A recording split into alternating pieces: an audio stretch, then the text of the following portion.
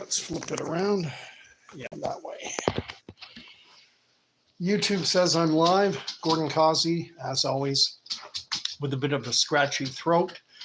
Apologize about not doing a live yesterday. Wednesdays and Sundays are 2 days that I endeavor to always do a live on.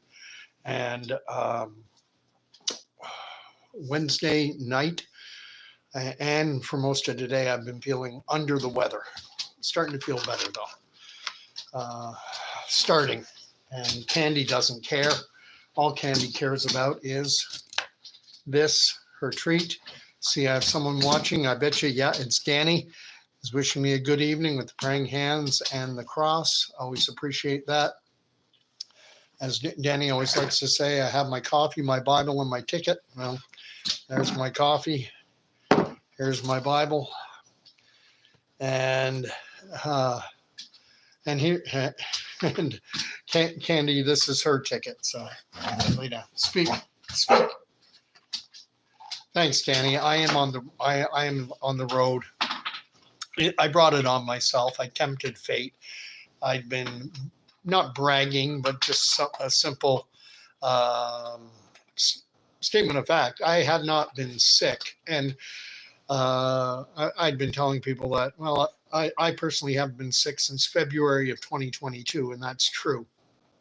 But this isn't like then.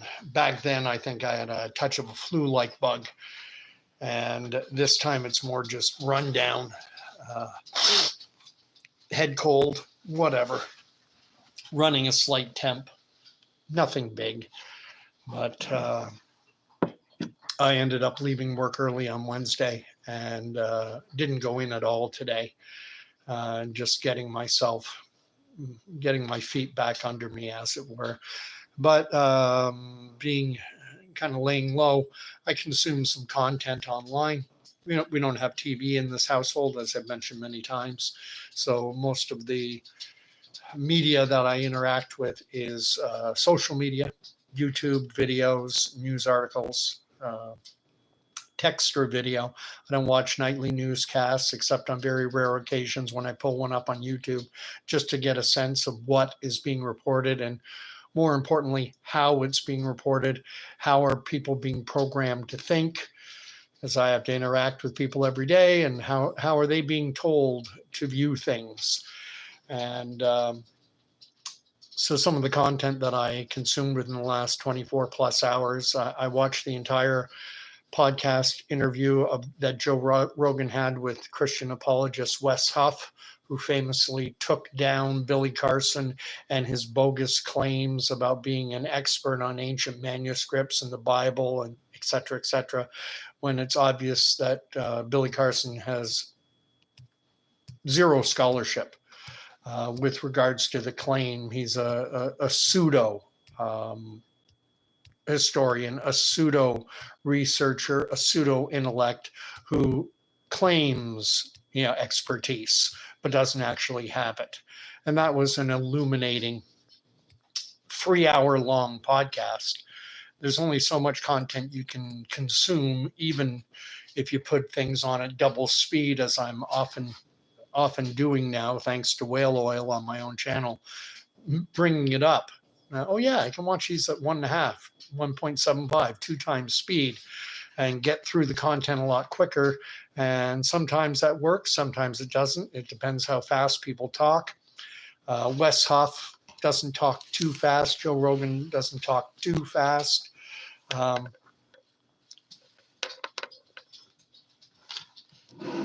What's the subject line of my video today is we hold these truths to be self-evident. These are some of the opening words to the U.S. Declaration of Independence, signed in I believe, Independence Hall, Philadelphia, on July 4th, 1776. This was the U.S. declaration of war against the ruling British Empire, against the king, against the crown, when they laid forth their claim to being an independent, sovereign nation and no longer a colony of the Brits. Of course, they would have to fight a brutal years-long war call it a civil war in a fashion, because they were all subjects of the British Crown and they were rebelling against it, and everything that ensued. But in the second paragraph of that Declaration of Independence, I look upon it as something of a it containing something of what I'll call a cornerstone foundational statement. And it starts in the second paragraph where the Declaration states, "We hold these truths to be self-evident," meaning they're not up for discussion. Everyone knows this is true.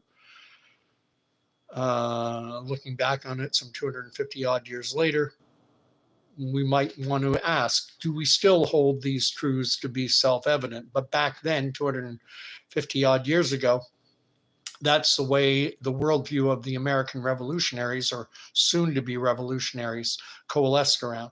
We hold these truths to be self-evident, that all men are created equal, that they are endowed by their creator with certain unalienable rights. I would often say that inalienable. It's actually written unalienable, meaning they're God-given rights. They're not, again, self-evident. It's not up for debate. These are rights which are endowed, given to us by God. That among these are life, liberty, and the pursuit of happiness. If you want to read the rest of the Declaration, you're welcome to. That's as much as I have committed to memory. But it was this foundational document, which was basically, it's a declaration of war and justification for that war. We're not to be ruled over by kings. Danny writes, they are trying to remove God. Jesus is king. The founding fathers of the American experiment were enunciating a clear and unapologetic view and contending that it was not up for debate. These are self-evident. It's like, the freezing point of water. Water freezes at 0 degrees Celsius. I think it's 32 degrees Fahrenheit. Might be wrong on the Fahrenheit. And when does water freeze? So what's the freezing point of water? Just about everyone will say 0 degrees Celsius. It's not up for debate. It's self-evident. We've done so many experiments, and there's no need to even, you just state it as fact. And they state as a self-evident, God-ordained truth that all men are created equal, which I would, and Denny says I'm right, 32 degrees Fahrenheit is in fact 0 degrees Celsius. Thank you I like the fact checking. I don't like to get things wrong, even minutia. That they are endowed by their creator with certain unalienable rights, that among these, saying it's not limited to these, but this includes the right to life, to liberty, and to the pursuit of happiness, and that these are not man-given rights, that these are God-given rights. And it takes us back to Genesis, to the first chapter, where it says in chapter 1, verse 27, so God created man in his own image. In the image of God, he created him, male and female, he created them. It's a mind-blowing statement. It's something Jordan Peterson talks about frequently. This idea that we are all, male and female, that we are all created in the image of God, that we are all created in the image of the divine. And the writers, the authors of the Declaration of Independence, declaration of war, they were ready to go to war over these beliefs that all men are created equal. Now, some would argue, and legitimately so, well, wait a minute. George Washington, Thomas Jefferson, and others, other signatories, other of the founding fathers in the United States, some of them were slave owners. Thomas Jefferson was a slave owner, I believe. I'm fairly certain George Washington was too. So, and yet and that's fair enough, because in the worldview in 1776, slavery was still the accepted norm in the world, as it had been for thousands of years across every culture, across every continent, across every society. But this continued the motion the path that we were on to greater equality. And it would be the United States later it would be Christian Americans leading the abolitionist movement. And Christian Brits who would lead the abolitionist movement, which would ultimately lead to the abolition of the slave trade. Hey, Hank Holiday is here. I wanted to apologize to Hank. He sent me a video about that guy, Brandon. You did. Where he was actually, and I never got around to the point, it's something I do frequently on my videos. I forget to get to the point, annoying little habit of mine. And the point I forgot to get to was the fact that this Brandon prophet character, on top of predicting Trump's assassination or prophesizing, and then also issuing prophetic words with respect to what happened in New Orleans and Las Vegas. He also, in or around December 31st, had prophesied regarding Justin Trudeau, the Prime Minister of Canada, vacating his position, leaving his position as Prime Minister of Canada, as leader of Canada's Liberal Party, the governing party in Canada. And that has also hasn't come true yet. The thing is, what Trudeau has announced is his intention to resign after the Liberal Party holds a robust leadership race and chooses a new leader, then he will resign. And there's a lot of things going on in the world right now that kind of have you scratching your head.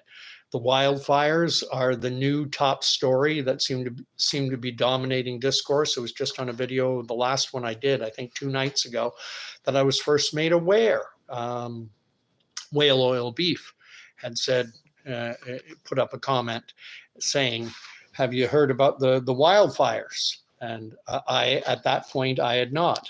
After the video was over, I went on to check the news tab and found out, oh my gosh, yes. And of course, I've done some reading since then, finding out that, oh yeah, they're blaming climate change on it. They're saying that over the last 2 years, or for about 2 years, there had been, well, it's kind of complicated.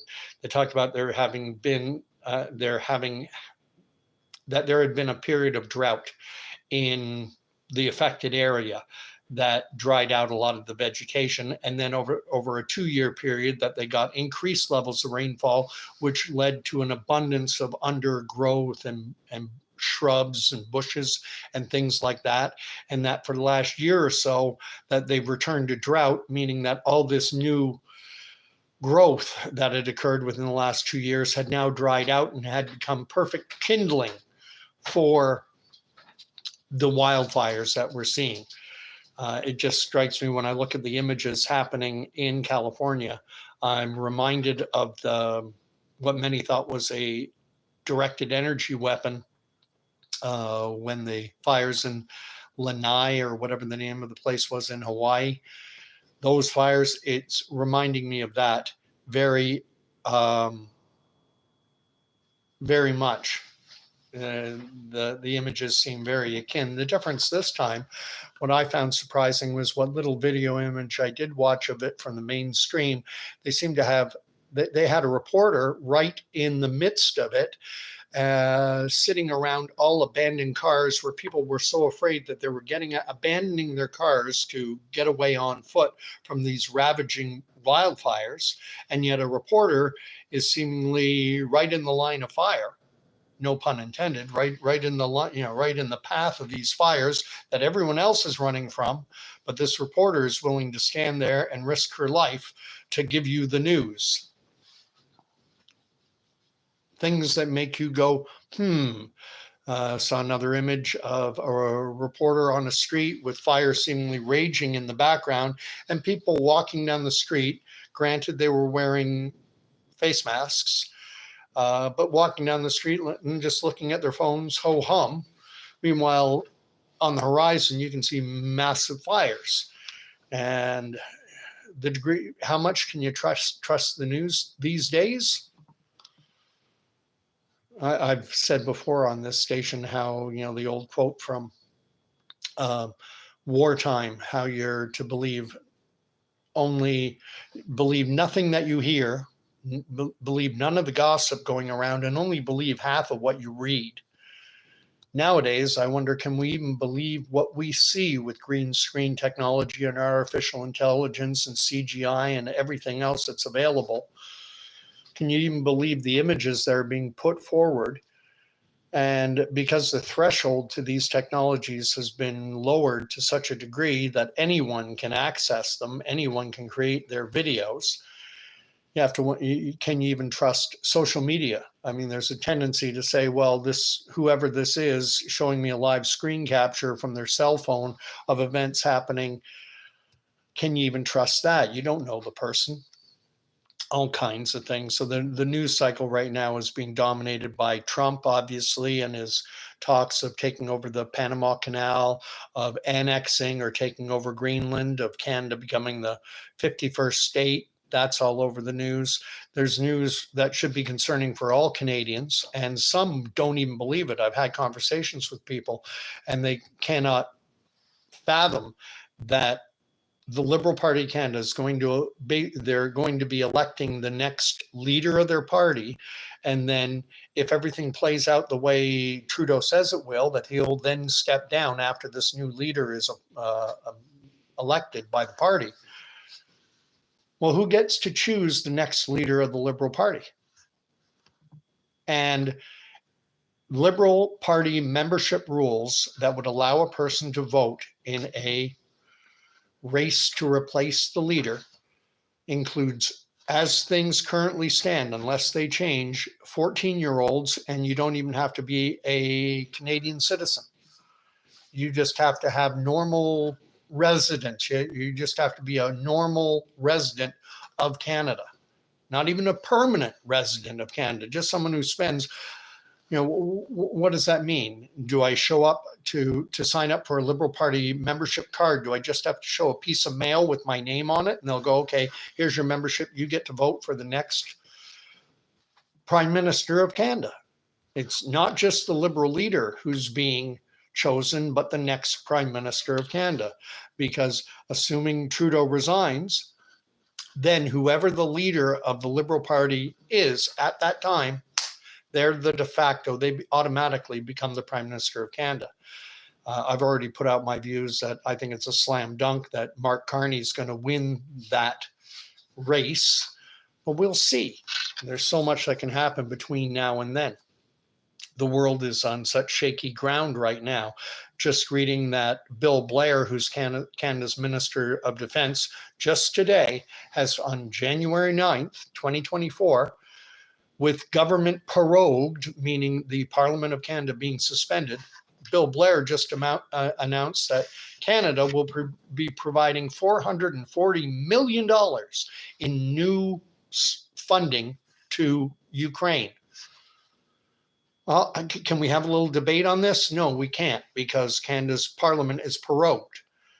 And so how is it that the government is able to spend the money of Canadian taxpayers, either money that we're paying in taxes or money that's being borrowed on our behalf, more of the latter than the former? How are they able to do this without parliamentary oversight? Things that make you go, this world is going crazy. And then we have Elon Musk has conducted an interview over the X platform with Alice Weidel. I would assume that's how her name is pronounced, Weidel, but W's in German are pronounced as V's in English. So I guess she would be Alice Weidel, leader of the Alternative for Germany party. And it's interesting that when you pick up mainstream media, they will pretty much universally refer to this Alternative for Germany party as being extreme right wing, the extreme right wing Alternative for Germany party. And they just put it out there matter-of-factly. And why are they extreme right wing? Why are they extremists? Because they want to restrict the level of immigration coming into Germany. Well, is that an extremist position to want for a country to want to protect its things like its language, its culture? Absorbing citizens into a country has enormous costs involved. Quite often, the new immigrants need language training. They need time to assimilate into the broader culture.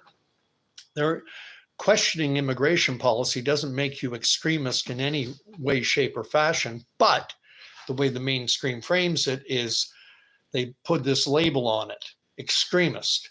And I would invite anyone, I've listened to a bit, not all of the interview that Elon Musk has with this woman, but I have trouble finding anything extremist in her policies, in her rhetoric. It all seems fairly reasonable to me, but I'm not alt left woke.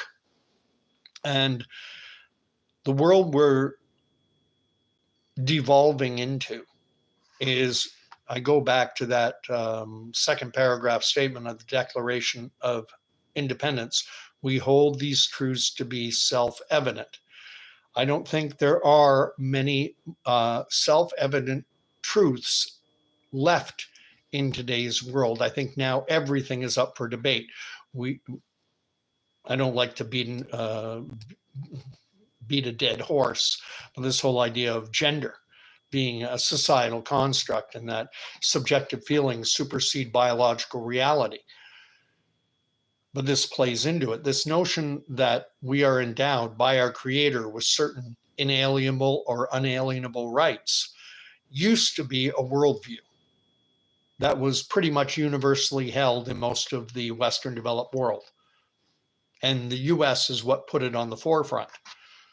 That all men are created equal, that we all have the right to life, liberty, and the pursuit of happiness. These are American ideals, but the French adopted them when they had their French Revolution. And I'm trying, they also had three pillars, and I can't remember: égalité, fraternité, brotherhood, equality, égalité, fraternité, and something else. There were three in French. And this idea took hold in the Western developed world. And the foundation of it is Judeo-Christian values, a Judeo-Christian outlook on the world, as espoused in the opening book, or in the opening chapter, the first chapter of Genesis. You know, as I read, so God created man in his, and we are all created in the image of God. It's not just the king, and it's not just the nobility. The US, it represented a transitionary period from the old world of monarchy to the new world of democracy. And there used to be something referred to as, and I think there's a book by this name, The Divine Right of Kings, the idea that kings were put in place by God Almighty, and so that they ruled by divine right. And there used to be this concept of la noblesse oblige, that as God ordained as a noble, that you were to obliged to live according to certain Judeo-Christian ideals, but we know power corrupts. I'm just kind of in a rambling mood right now, and I apologize for that somewhat, but not too much. I mean, I am who I am. It is what it is. I'm trying to bring the chat up, but it's not working again. It never seems to. There we go. Live chat. Let's see what's being written. Got a few things.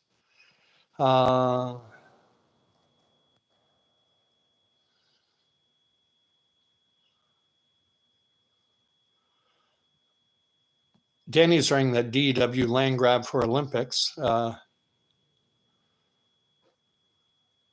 And I have I'm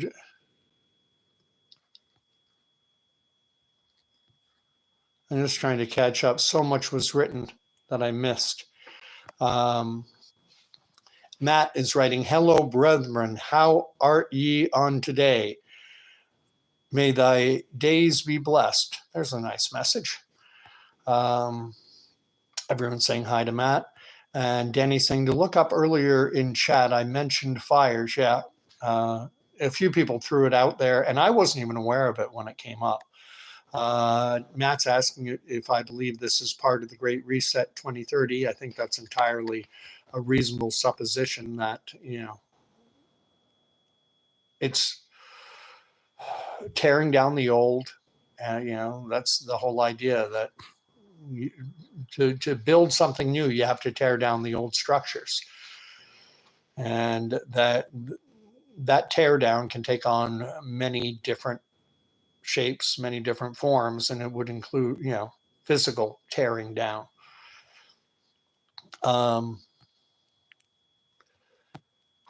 Danny's saying Lahaina was DW. And Hank is writing something that I saw, but I hadn't delved too much into, and that this all happened 4 months before all of those areas had their fire insurance canceled. 4 months before or 4 months after? Is their insurance still in place? Okay, so the Olympics are to be held in LA. I wasn't aware that they were the next one. I don't pay too much attention to the Olympics anymore. Danny's writing that Poilievre wants to put Canada first, and he even includes the accent grave over the E in Poilievre. Neat. And Danny's writing that illegals can join the Liberal Party. That appears to be the case. That anyone who can show a Liberal Party, that they can show that they have normal residence in Canada. What does that mean? Show you a letter with your name and a Canadian address on it, and then you can get a membership in the Liberal Party of Canada, and then you can vote for Canada's next Prime Minister. Talk about a recipe for foreign interference. Danny's, what the heck? Stop funding Ukraine. Amen to that. Danny's asking if I am on live messages. I don't know what live messages means. I'm not able to get onto my Facebook account and won't be able to. I got to call the repair shop and see how things are coming with my laptop. I thought I'd have it already, but I don't. Yeah, Hank Holiday is reiterating the branding statement that the WEF came out with a number of years ago. He's, Economy 2030. You will own nothing, Gordon. You will have to rent a pick if you don't want to get rounded up because you are so compliant. The WEF had a branding statement. They came out with an ad campaign saying, you will own nothing. You will own nothing and be happy. Yeah. Danny's reminding, remember, I'll be happy. Danny's saying, just show me where the holding pen is because I will never comply. A pastor friend of mine and I were half joking, saying the two of us were going to end up in a re-education camp, but that he and I would not be in the same camp because they'd know that we are somewhat affiliated and they would keep us separated. That's refreshed to see that there are people with similar views. There are lots of people holding these views. You just need to have somewhat probing conversations with people and you'll find out that we're everywhere. And someone's writing, Malibu area has no fire insurance. Great. What a shock. What a shock. I wanted to mention that there was something that came out during that Wes Huff interview with Joe Rogan that I found interesting for those who are familiar with Revelation chapter 13 about taking the mark of the beast and being able to buy and sell. And it was the emperor who preceded Constantine, who, this is according to Wes Huff, I haven't fact checked him, but according to Wes Huff, during this podcast that just dropped, I think it happened just at the very end of 2024, and it just uploaded within the last 24, 48 hours, that the test to determine if someone was a Christian or not, whether someone would be executed or not, was they would be taken to an image, a pagan image, with a pinch of incense that they were to burn while making the declaration that Caesar is God. And if they did that, they would be given a piece of paper, and he gave the name of the piece of paper. And this piece of paper would give an individual the right to buy and sell in the marketplace, which is, when you read Revelation, that chapter 13, that's exactly the language, is that everyone must take the mark if they wish to buy and sell in the marketplace. And many will talk about the recurring nature of, what's the word, eschatology, eschatological teaching, end times theology, is that there's a recurring nature to it, that everything old becomes new again. And when you read chapter 13,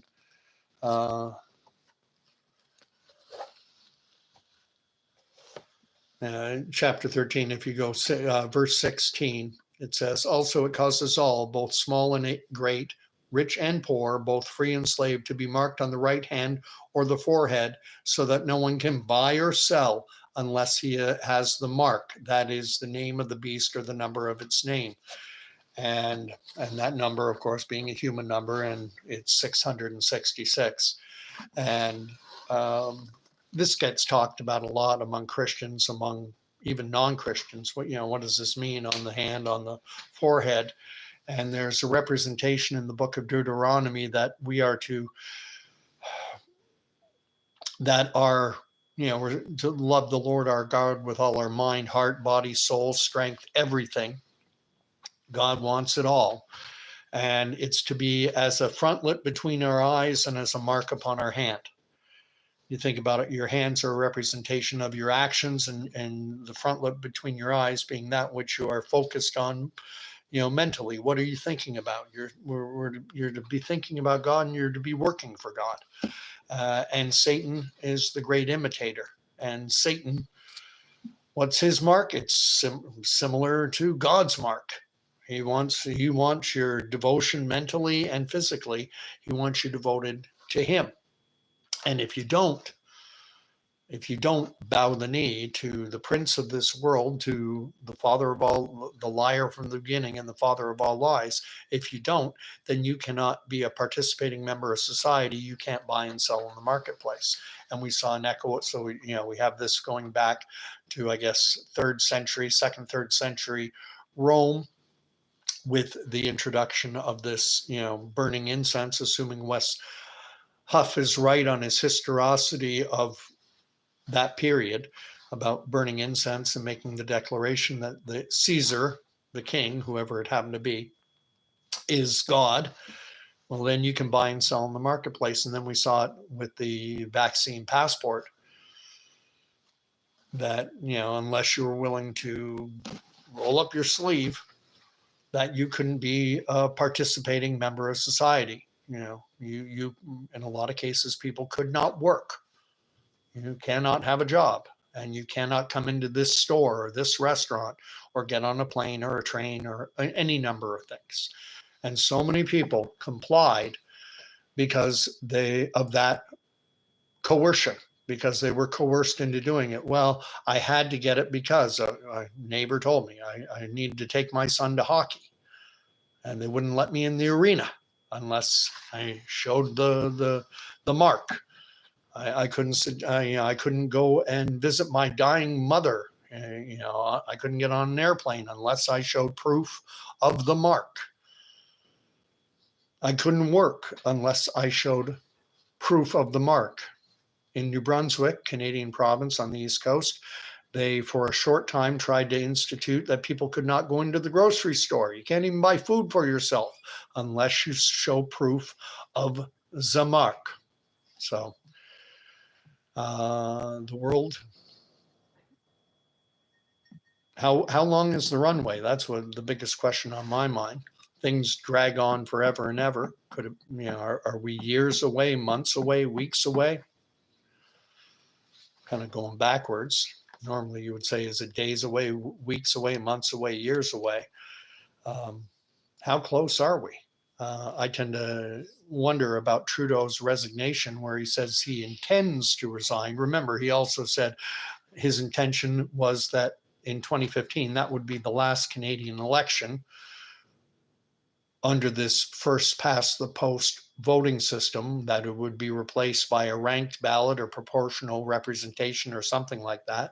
And that was his intention. He stated it very clearly. It never came to pass. He stated his intention that during his first mandate, that by the end of that mandate in 2019, before COVID came along, that entire thing happened, that the Canadian fiscal books, that we would have a balanced budget. And we all know what happened with that. He said he would restore ethics to, openness, transparency, that the government would be ethical. Then, he gives, I don't know how much he gave to that WE charity. That turned out that they were employing both his sister and his mother and his brother, paying them large speaking engagement fees. His trip down to the Aga Khan, who also gets tons of money from the Canadian government. He's accepting personal gifts from people who are basically in a fashion on the government payroll, to say nothing of the SNC-Lavalin mess, where he interfered in a criminal proceeding to try and get his corporate buddies off the hook. And the rhetoric, and then what he does. So he says that it is his intention to resign, but is he going to? He's stated his intentions before, and they haven't matched up with reality. Is something going to happen in this world in the interceding 2.5 months? March 24th is coming up very quick. What's the date today? The 9th of January. So we're what, 11 days away from Donald Trump taking office. One of his first order of business, one of the first orders of business, that he says he's going to bring in 25% tariffs on all Canadian products and goods, milk, cars, lumber, everything coming into the United States from Canada. It's going to be slapped with a 25% tariff, all happening at a time when Canada doesn't really have a prime minister. We have a prime minister in name only.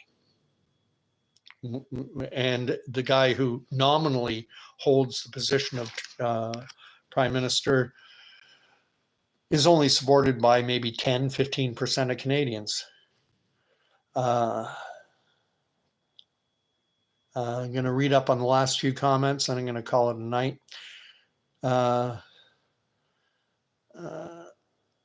Hank is quoting Ecclesiastes, as many will know, one of my favorite books. There's nothing new under the sun. Everything is just vanity. Everything is just chasing the wind. Danny wants the seal of God. That's what we should all aspire to. But we live in a world where the notion of God is no longer, these truths are no longer self-evident to a lot of people. These truths that are 1776 that were held to be self-evident, now people will argue against them, and a large number of people, because they will, endowed by their creator, they don't believe in a creator. They believe that everything that they believe existence is just the result of random accidents, chance, luck, time plus matter plus chance. That's what we are the product of. We're the product of time, a long period of time, and just matter floating around chaotically, and then something lucky happened, and then a lot of other lucky little things happened, and it's chaotic. And that now we have guys like Yuval Noah Harari with the World Economic Forum saying that rather than being guided by just random chance, that individuals like himself, with the help of AI, will be able to direct evolution now.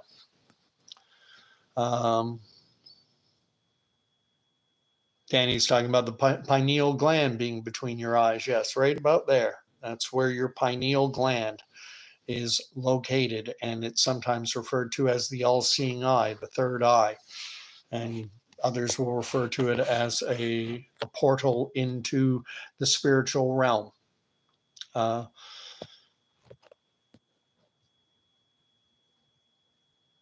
Yeah, Danny's quoting a famous line by Justin Trudeau, where he said, "The budget will balance itself." Now, what Trudeau actually said, if you listen to the whole thing, he said that if the government manages economic affairs well, ensuring that business can thrive and everything like that, then the budget will balance itself. And obviously, Trudeau was unable to put into place the conditions under which the economy could thrive. He's tanked it, imposing his horrible carbon tax that has driven up the cost of everything, doubled the cost of housing, and goodness knows everything else, energy, food, you name it. Everything costs more now. And our inflation in Canada is far worse than what exists in the United States, because they don't have this soul-destroying carbon tax. Hank believes that that was just a test run. That the vaccine passport and everything like that was just a test run. And I think there's definitely validity to Hank's remark. They now know what will work. They now know what will get pushed back against. And they also have probably 5,000, 10,000 data points on every person who has any digital footprint on the internet whatsoever. They know what you think, what you believe, what motivates you, what you'll push back against. We are incredibly programmable. We've handed the enemy all the ammunition they need to program us and direct us and manipulate us into whatever direction they want. And the kryptonite, to use a bit of not the best analogy, but I'm still going to use it. The kryptonite for that control is right here in my hands. And it's and it's through this book, or this collection of books, this library of books, that one can form a relationship with He who was there at the beginning, with the Son of God, Jesus Christ. And that will give you the antidote. That will give you the kryptonite to overcome this satanic control that is overtaking the world right now. And the thing that ultimately you have to understand, I haven't said this for a while, but I'll say it again. This life, this temporal existence is temporal. It's not the end. There's been a new comment. Oh yes, Danny, Jesus is King, and He is. And if this channel does nothing else, if it even just takes just one person and gets them to dive deeper into Scripture, gets them to question, gets them to pray, gets them to go to church, gets them to open up themselves to that transforming power that is the Holy Spirit, amen. Mission accomplished. One soul is worth it. To quote the movie Overcomer, which I wonder if anyone actually watched now, but this basketball coach who has a team that maybe could contend for a state title get decimated because the main employer in town closes up and the school's enrollment drops by half. And next thing you know, he finds out he's being asked to coach the cross country team.